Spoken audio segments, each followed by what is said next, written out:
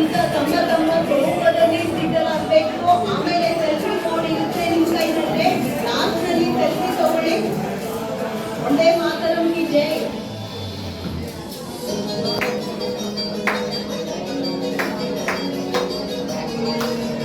ನಮ್ಮದೇ ಆದಂತಹ ವರದಾನಿ ಸ್ವರೂಪದಲ್ಲಿ ಸಿದ್ಧರಾಗಿ ಜಗತ್ತಿನ ಎಲ್ಲ ಆತ್ಮಗಳಿಗೆ ಕೊಡ್ತಾ ಹೋಗ್ಬೇಕು.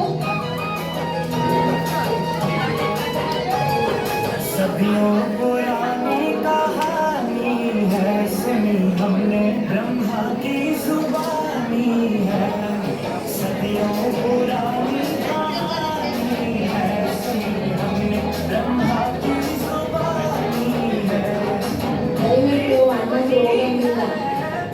ಯಾಕೆಂದ್ರೆ ಬಾಯಿలో ಗೋಲ್ಮಂಜಾರು ఆ ప్రేమకు ఉపయోగించాలి. అన్నది యారు విడబంగిಲ್ಲ. ఈరోజే